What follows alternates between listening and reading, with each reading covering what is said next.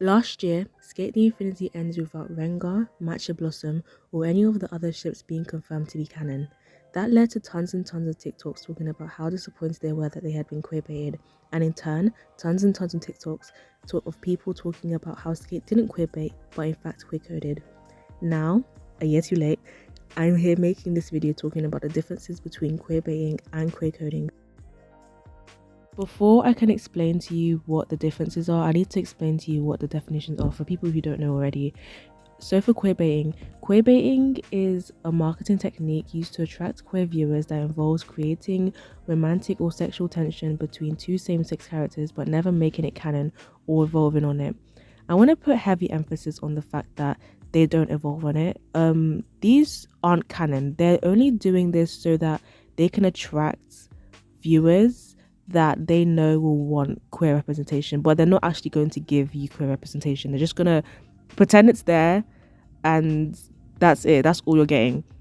And I'm gonna give you some examples so that you can understand what this is, because there are some shows that do queerbait, and there are some shows that do queer code, and it's very easy to tell which one's which. It's quite easy to tell what shows are trying to queerbait versus what shows are trying to queer code, and I'm going to show you the examples right now so you know exactly what I mean. The first example I'm going to give you is Free Eternal Summer. See, for the next one I'm going to talk about, I feel like I can give some reasons as to why the queerbaiting was done. Even though it's still wrong, I can still give you a few reasons as to maybe what their thought process was while doing it.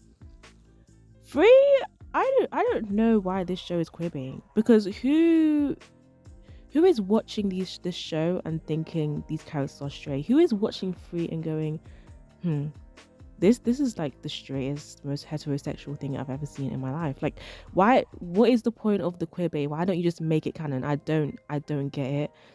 Like, the main audience of Free is for Joshis, and I don't like that word, but like, for the lack of a better word. So yeah, why don't they just make it canon? Because there is nobody who's watching this show that is, like, I'd say homophobic, or like the old is clearly aimed towards people who ship gay ships. So why wouldn't you just make it canon? I don't get understand Free. Maybe someone can comment down and explain to me why they're not making the show canon. I don't get it. I think Free is one of the worst examples, because there's genuinely no reason why they're doing this. Like, I could say in Japan, maybe it's not the most accepting place, but still, I feel like there are shows out there that are less queerbaity, I guess, or less aimed towards fujoshis that do have that do have gay representation, like Yuri on Ice. But Free is like aimed towards fujoshis. So why are we doing this? On to the next example. Actually, can I just add, there is nobody who's watching this show for the swimming. Nobody. I'm sure there are some people who started it because they heard it was a swimming anime and they're like, oh, swimming sports anime, cool. Nobody stayed for the swimming. Nobody stayed for the sports. Everyone is staying for the Fujo bait, so just make it canon. I do not get it.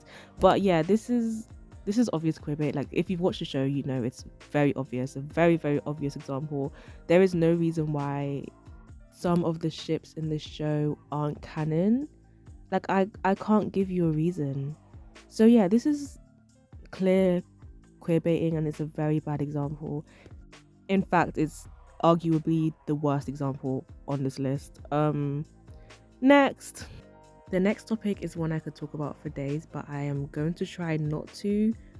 But I do have a lot of opinions on it. And that is Voltron Legendary Defender. Now, if you don't know what Voltron is, it was a mecha show that aired from 2016 to 2018. I actually started watching it in August of 2018. Yeah, August of 2018. A few days after the seventh season came out is when I started watching it. And I started watching it because I saw Klant's fan art on Pinterest. That's literally why I started watching it. Because I was like, I saw it on Pinterest, and then I asked people in the comment section, what is this ship? And they're like, oh, it's from Voltron Legendary Defender. So I started watching Voltron, and Voltron was a very big part of my life for those few months that I was watching it for. I was obsessed with it for. But yeah, let's get into the queer baiting. So as I was saying before, the main ship of this show was Clans, which was the ship that got me into watching the show. Clans was the ship between the two characters, Keith and Lance. And yeah, it was the biggest ship of the show. In fact, most people, or a lot of people who started watching Voltron, just like me, started watching it because they saw Clant's fan art somewhere. So just imagine how big that ship was. And the writers, directors, etc., knew how big this ship was. Like, it wasn't a thing where it was like, this is like a small ship and like the writers have no idea about it. No, the writers knew because they made sure that they would exploit this ship as much as they could. For example, this was a very long time ago, so sorry if my memory is foggy, but I remember there being like a YouTube video where there was a tag for Clans. And so back when people saw the tag, they were like, oh my gosh, wait, is Clans canon? Because they're clearly aiming, like it was the official videos on like the official channel. So people thought that because there was the Clans hashtag that the writers or editors or whoever does the YouTube channel put there, it must mean that the ship was canon, right? Like it was just small things like that. And also the Netflix banner. I remember when, I'm gonna get into Adam and Shiro later, but I remember when they debuted the one gay couple, which again I'll get into later. They had like it was the whole like Netflix, but like it was the whole like selling point of the season, I guess. And that was the thing that got most people excited for the season, because they're like, oh my gosh, there's gonna be a gay character, etc., etc. They killed the gay character in, like the first time we saw him. That wasn't a flashback, but again I'll get into that later. But the main reason, I guess, why people say that Voltron was queerbaiting was because it was a children's show. Like, it was aimed towards children. However, I've been thinking about it, and I think about this a lot. I don't think the main demographic of Voltron was children. I think it was children as in teenagers, but like not kids under 10, right? Because if it was kids under 10, it would be like, yeah, their parents don't want them watching it. I feel like kids over the age of 11, they kind of have their own opinions on these type of things, right? They can access things that without parent supervision and stuff. And that was the main like fan base. It was teenagers and like people in their early mid 20s. Just look at like the Comic-Con, like I guess panels, and like at Comic-Con when it was airing, like most people there would be like teenagers or adults in like early 20s. Like it was very clear that a large portion of their fan base wasn't children. It was like teenagers and adults. Like with a show with like My Little Pony, My Little Pony was airing when I was a kid, so I wasn't really in the fandom, but I know that there was a lot of gay ships. But I do understand for that why they didn't make it canon, because it was a kids show and it would get a lot of backlash. And like the main demographic and the main viewers of My Little Pony were children. So I do kind of understand that. But with Voltron, I do not think I know a single child that knows what Voltron is. Like it was mostly adults that watched it, like mostly adults, teenagers that watched the show. So that kind of makes the queer baiting even worse in my opinion, because I feel like if they had made Clans canon, the show would have been 10 times more popular than it was already. I think they know that as well. That's why they did so much marketing to get that audience in. Or, well, the audience was already there, but to keep them there, because they knew that that was a really large part of their fan base. So yeah, this one was really problematic because it did have some gay representation, but it was handled so terribly. Again, they killed him, one of the love interests, the gay love interest, they killed him off like the first time we saw him. That wasn't a flashback. And then the main character that was gay, he was like, no one knew he was gay until like the last season, or when nobody knew he was gay until like the writers or directors or whatever, they told us. Like if they had never told us, we would have not known. Even me, because I started watching the show when I wasn't in the fandom, I didn't know who Adam was. But when I like finished the show and I realized how obsessed with it I went and started watching videos on it. And the content creators a lot would talk about Adam. Not Adam. Yeah, his name was Adam. Yeah, it was Adam. They were talking about Adam a lot, and I was like, who is Adam? So I literally had to go and Google him, and I was like, what the hell? I do not even remember. I did not even remember his character. Like, I did not even remember his existence. That's how bad it was. And I don't see why they even made Shiro gay. I think they should have just made Clarence canon, because that was the biggest ship of the show, and now that was the ship that was bringing in a lot of fans. But yeah, sorry about that little tangent. That's another example of queerbaiting, a very bad example. That was terrible. I still have trauma from that, like ugh. Okay, so before we go into queer coding and the examples, I just feel like I need to give you a few bullet points to explicitly explain to you why these two examples are queer baiting instead of, and not queer coding. Okay, so with Free, you can tell that the main audience are Fujoshis and the main target audience is also Fujoshis, so there's no reason for anything to not be canon, in my opinion. And sometimes there are shows where the main audience are Fujoshis, but for some reason they can't a very explicit confirmation of the ship, and that's queer coding, but we're going to get into that. But it's very clear that that's not what Free is trying to do. It's very clear that the writer's intention is not to create like a deep romantic relationship between any of the characters. They're just doing it for bait. You just need to watch the show. It's very clear to you to see that they're not trying to create any romantic relationships. They're just trying to bait everyone. They're doing it, it's very clear that they're doing it because they know it will rack in the views. That's how they get the money. That's the reason why they're doing it, and it's so clear to see when you watch the show. The reasons why Voltron was queerbaiting was because they knew a large portion of the fandom wanted queer rep and exploited that through the way that they promoted the show. I didn't say this when I was talking about Voltron, but there was this thing called the Clyball, and it was either 2,000 or 20,000. I don't remember which one, but it was one of those words of why they thought that Clarence was going to be canon. This was like before it was confirmed that Clarence was not canon, but that was like 2,000 or 20,000. I don't remember which one it was, but it was a lot of words, or maybe it was 200,000. I don't remember, but it was a lot of words, and just that shows how much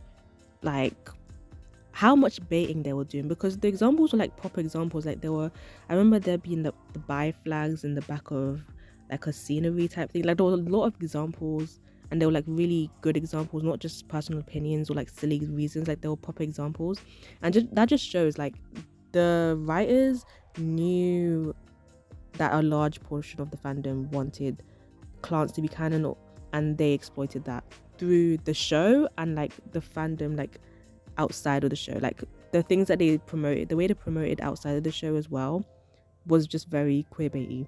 Another reason why Voltron was queerbaiting was because when they did give queer rep, they used the bury your gays trope, and they also did it in a way that nobody would know that the characters were gay. Nobody, like not even the people who wanted the characters to be gay would know. Like nobody would know until they told you, and that's not queer coding at all. That's just bait.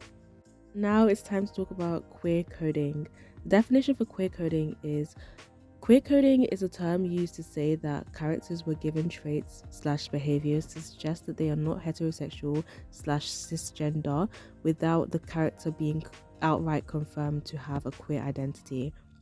Now, I want to say that queer coding can be bad, because a lot of the times queer coding is done for villains, and I don't think I need to explain to you why you shouldn't queer code villains, but that's a different video for a different day. But yeah, that's not what I want to be talking about today. I'm not going to be talking about villains that are queer coded. That's not the topic of the video. I'm going to be talking about like protagonists that are queer coded in the media. Yeah. So why do people queer code? Okay, so there are some countries where being queer isn't as accepted as it is in the West, and for the people that live there, they need to have a different way to represent queerness, and the way they do that is by dropping subtle hints to show that these two characters are queer. For example, I remember for either Skate the Infinity or Yuri on Ice, one of the writers came out and said when a Western person, I don't know what country they were from, but when someone from the West asked if said ship was canon, they said that the Japanese audience didn't even need to ask, because they kind of just knew, because that was kind of their representation for a while. And it is kind of sad, but it is what it is. And I think it's not as bad as queer baiting. I'm going to explain why that is later, but that's the first example. The next reason why people queer code sometimes is because they don't want to overshadow the story. And this happens a lot with straight couples as well, where the show might not want to have a romance in it because it doesn't really fit the overall tone of the story, but they will kind of hint that two characters are into each other. And they do that with some straight ships as well. I think the one gay ship I can say does this is Ymir and Historia from Attack on Titan. It's so clear to everyone that those two are in love and have some sort of romantic relationship with each other, but it's never really said they never really say anything. And I think that's because Attack on Titan isn't a romance. I don't think it was needed for them to confirm or have like a proper romance with each other, and that's just me. The same with like Levi and Petra. I think those two, it was kind of known within the fandom that those two kind of had some sort of romance at some point, I think, but they never said anything about that. So yeah, or they never properly confirmed it. The next example would be Ash and Eiji from Banana Fish. I don't even think those two needed to confirm anything. I think everyone just knows that they have like romantic feelings for each other. I don't think they needed to like say anything out loud, or like, I don't know. I don't think it was needed for the story. I think the writer did it in such a way that it was so clear that they had romantic feelings for each other that it wasn't necessary for there to be like a confirmation. But yeah, the third reason is because some TV shows have a very specific demographic, which is children, and may not want to give a very explicit confirmation of a ship within the show, but they will give just enough so that the older fans kind of get it. I know someone's gonna ask me if that's what Voltron did. No, that's not what Voltron did, because they didn't make the main gay ships canon, and they killed off the one the one gay character's love interest, and there was no coding at all. Like, remember how I said before that I started getting into the fandom and I didn't know who Adam was, so I had to go and Google him? Like, that's not coding. You should be able to tell that there are two characters who have romantic feelings for each other. You shouldn't have to be told. I had to be told because I didn't know. I just want to say that I don't think that there's anything wrong with children being exposed to gay ships, but I'm sure some people's parents will have issues with it, and it will cause a lot of issues for the actual show runners. So I do see why they would opt to not do that. I hope in the future we can start having more gay representation in children's shows for like little kids who just want to feel represented or just needed that. I don't know. Anyways, now let's get into the main differences between the two. Okay, now the differences between queerbaiting and queer coding. They're both quite annoying, but I think queer coding is a lot more excusable than queerbaiting, especially for non-Western audiences, because that's like their representation. So I'm not gonna complain too much about the queer coding. I hope in the future we can reach a level where we don't need to code. You can kind of just make the ships explicit. But for now, it is what it is. However, queerbaiting is inexcusable because they're using queerness as some sort of cash grab. They're aware that the show would still be popular, if not more popular, if there was a healthy queer couple. However, they're not willing to give those groups the representation that they deserve. And that is clearly shown with the two examples I gave, Voltron and Free. Those two shows would have been still popular, maybe even more popular, if they had made the queer ships canon, but they were not willing to do that, and that is what makes it so baity. But yeah, to conclude this video, I hope that in the future queer coding won't be as prominent as it is right now, or won't be needed to be as prominent as it is right now. And I think queerbaiting should be criticized a lot more so that people can stop doing it. Because I would rather have no queer rep than queerbaiting. I think queerbaiting is just terrible. Yeah. But yeah, there is a difference between queerbaiting and queer coding. They are two different things, and it's really easy to tell if a show is being queer coded, or if a couple was being queer coded or queer baited. Because I remember when Skate finished, people were saying it was queer baiting. I don't think it was queer baiting at all. I think it was queer coding. It was very clear that the writers were trying to show the Japanese audience, because remember, anime is aimed towards the Japanese audience. It was clear that they were trying to show the Japanese audience that these two did have romantic feelings for each other, but they couldn't do it as much as they wanted to. I think the Yuri and Ice parallel kind of shows that. I think when I saw that, I was like, wow, I think they really used that parallel to kind of show the fact that it was like, yeah, this is gay. Like, yeah, it's gay. And also that scene at the end where Reki was like, was it Reki or Longa? One of them, how have I forgotten? It was just a year ago, so my memory's terrible. Reki or Longa was like, my happiness is, and then it panned to Reki, so it must have been Longa. Yeah, and then it panned to Longa, to Reki, sorry. And that just shows, like, I don't know, that was very gay, in my opinion. I don't have a heterosexual explanation for that. But yeah, thank you so much for watching this video if you got this far. Make sure to like, comment and subscribe, and I'll see you in my next video. Bye.